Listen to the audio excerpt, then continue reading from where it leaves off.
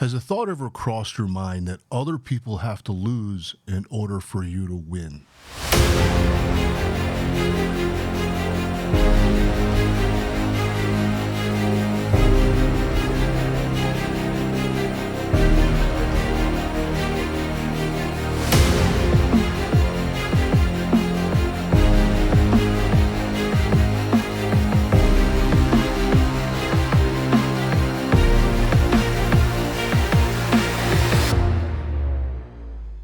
This is Dr. Spencer Coaches. Today I'm going to talk to you about the win-win mentality versus the win-lose mentality, teamwork versus competition.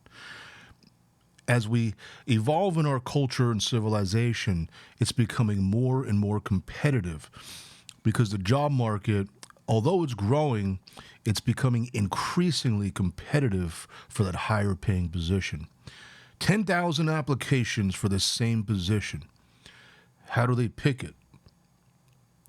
I'm in Silicon Valley. There's a lot of H-1B1 visa transplants here, basically from India. And I talk to them and ask them about their upbringing. And they tell me that it's extremely competitive from grade school. Because here in America, I know I went to like swimming lessons, I went to Boy Scout camp, played in Little League baseball, I skateboarded, basically had fun in the summertime. But over there, they go to math camp, they go to computer language programming camp in elementary school, and they study calculus in junior high. And they have these competitions, and it's extremely cutthroat. And I find that this culture here in New York City and any major city in America and the world, I believe, it is extremely competitive due to the scarcity mindset. And that is the real cause of the win-lose mentality.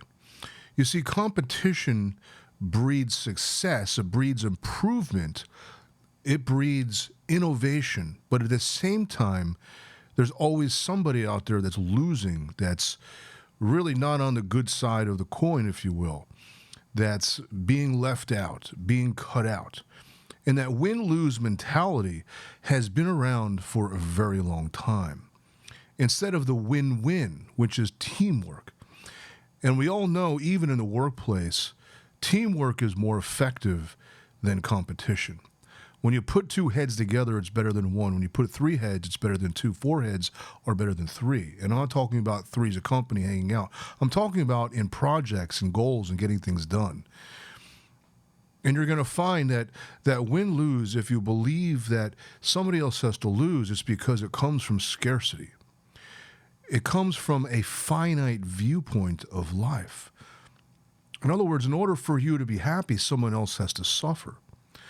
And it's a very individualistic, egotistical way of looking at the world. I'm not talking about self-importance and pride kind of egoism. I'm talking about this sense of power and status. I guess that could be self-importance. But the idea that in order for you to win, that you have to step on other people is really selfish, and it only leads to more suffering in the world. It leads to this disparage of wealth between the extremely wealthy and poverty, where the middle class is disappearing. It leads to neighbors fighting. It leads to students and children not getting along. It leads to infighting in family homes about who has control over the house. This idea that you have to be at war to experience success really comes from an ancient mentality known as Luciferian mentality. And this idea that you have to be at war, that in order to win, someone has to lose. And it's a very millions of years old mentality. Everything's just a mindset. But that mentality has been around for a long time, that it's conditioned us human beings into believing that it's normal. Now, I'm not talking about friendly competition like sports teams.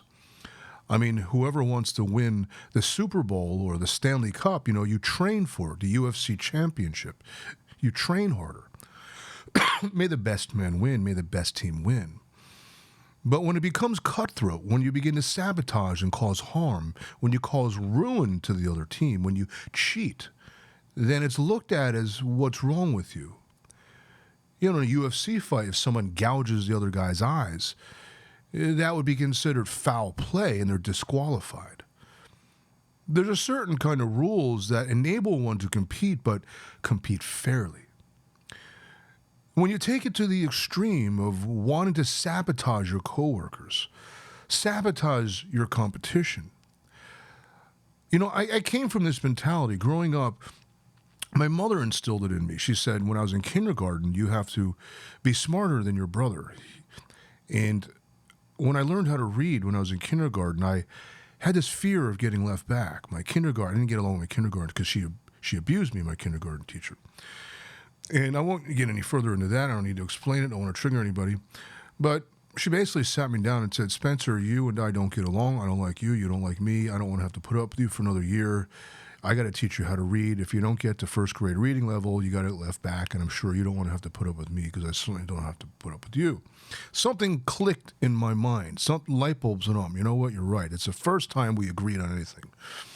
So I learned how to read and I got up to fifth grade reading level. I really focused my mind. I remember arranging the words, associating the words with sound and certain imagery that I can relate to. And I became competitive because my mother said, your brother got to first grade reading level. You have to be better than him. You have to be smarter than him. So I developed this competitive mind towards my own brother. And as a result of that, we never got along. I always looked at him and therefore looked at everyone around me as competition. And I didn't get along with my brother for many, many years. And when I got better, when I found that I was better, I kind of relished in that, I'm better than my older brother.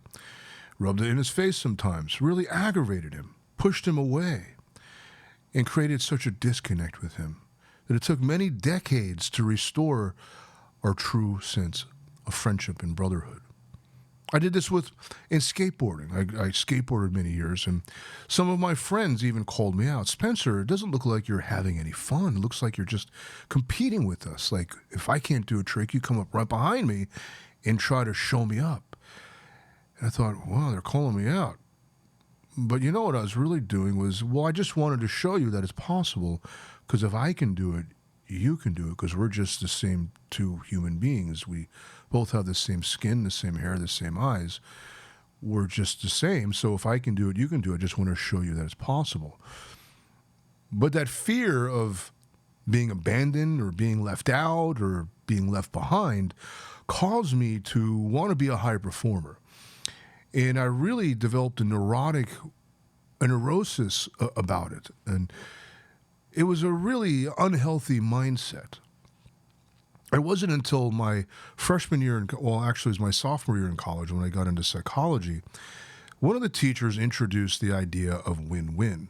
And that was the first time I have ever heard of that philosophy, that we can both win. We can help one another to succeed. And I began to look back in my life. How did I do that? That means being supportive. I remember being supportive of my skateboarder friends, of my snowboarder friends, and helping them learn tricks and being supportive in their ability and skill development of trick mastery and teaching them things that, how did I do it? And then sharing with them how I did it so they can learn and showing moral support and cheering them on.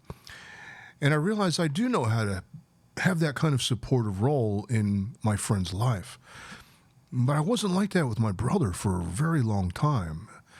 As I stated, it took me decades to restore any kind of real sense of brotherhood with him.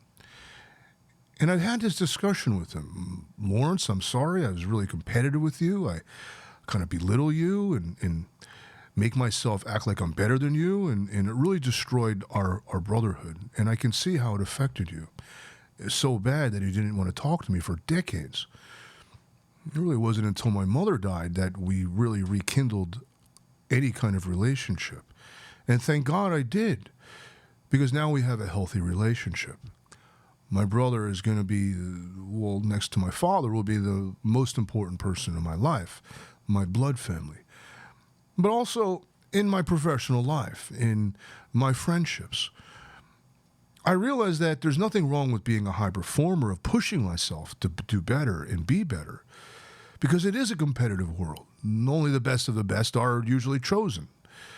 And nobody wants mediocre, nobody wants terrible in their life. terrible chiropractor, a terrible therapist, a terrible computer programmer, a terrible carpenter. Nobody wants an awful, unskilled person to do the labor. For good reason. We expect results. We want results that work. We want results that not only produce profit, but produce sustainability, produce satisfaction. Quality customer service. I remember my first job in Dion Lucas was a bistro. We served cappuccinos and espressos and various cheesecakes and cannolis and scones and so on. And I, somewhere in the middle of that, I realized my effort matters, that I wasn't competing with anybody but myself. Yeah, I wanted to do better than my brother because he worked there too, and I wanted to show them. I told them I'm better than my brother. Remember, I said I'm better than I always thought I had to do better than my brother. But at a certain point, I realized it wasn't about me being better than anybody. It was about customer service, about the experience that the customer has.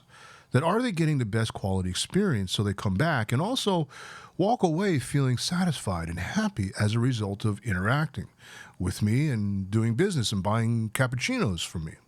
I remember saying to a customer, this is the best cappuccino you're ever going to have. Oh, really? And I really just did my best. I focused on just doing it right. And I gave it to him and said, have a taste. And he tasted it. He said, you know what? This is the best cappuccino I ever had. Wow, you're right. Thank you. And I realized he appreciated it because I put forth my best effort. That doesn't mean someone else has to lose to do your best. Often competition motivates you to do better because there's a certain reward. There's glory. There's glory in winning. There's glory in succeeding. But to succeed, someone else doesn't have to lose.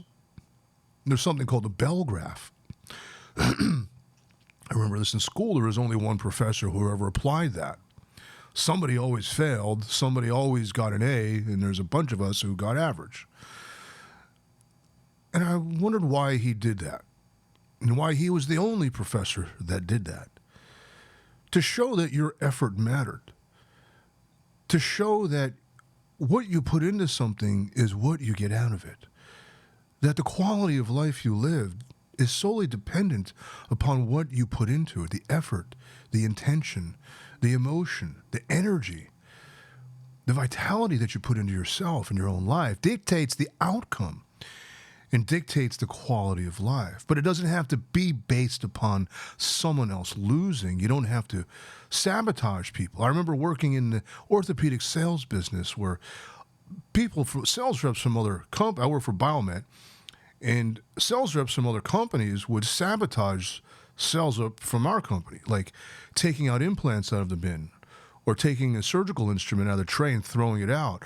So our sales reps and the surgeons wouldn't be ready for the surgery, and then he'd come in and say, well, I have my complete set, and try to win over business that way. It was a dirty business, and I didn't like it. That's why I got out of it.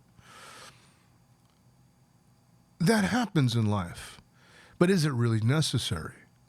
Is it necessary to be greedy? Is it necessary to be power hungry? Is it necessary to constantly live in a state of jealousy? Because ultimately, that's what that win-lose mentality is. Jealousy, greed, and power. Versus the win-win mentality of love, drive, and contribution. I learned this in the Boy Scouts very young when we had to build what's called a monkey bridge, and it's basically a bridge made of 3 ropes strung across 2 trees. And it was about 50 feet high, and we had to climb up there and lay the ropes down. It was the first time I experienced real teamwork when I was 12 or 13 years old. And I felt a sense of belonging for the first time in my life. I felt valued for my competition, and I realized that my will to contribute is love. That we all have love within us, that we all want to contribute, we all want to give. We all want to see a better outcome for everybody deep down inside. When you're secure in yourself, if you're coming from a place of scarcity, you become greedy, you become jealous. Because you feel left out, you feel there's not enough, that you got to get yours before the other person gets it. It's just a mindset. There's enough for everybody. There's enough for everything to go around. Teamwork. Nothing works without teamwork. And I think a lot of you know this. But if you're secretly jealous of your fellow man, women tend to get very jealous of one another. If you're very competitive with each other, very catty as they call it. I'm not trying to rip on women, but we all know that women can get more catty than men. And when men become like that, it's almost odd to see them become petty, to become jealous. It is odd. Something within us knows that that's not a healthy state.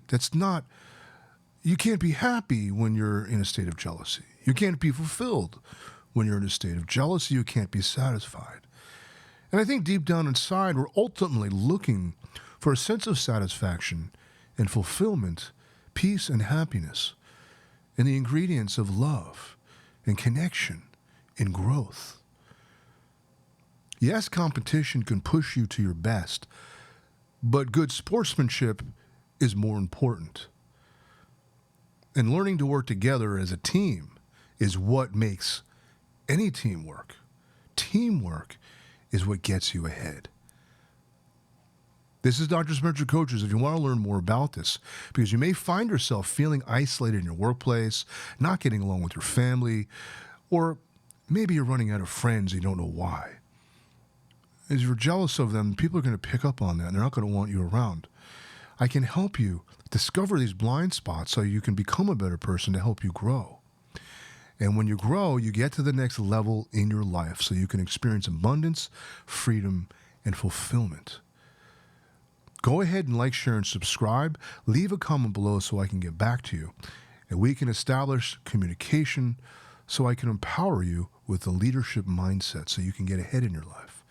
This is Dr. Spencer Coaches. Thank you so much for listening. I sure hope that helps.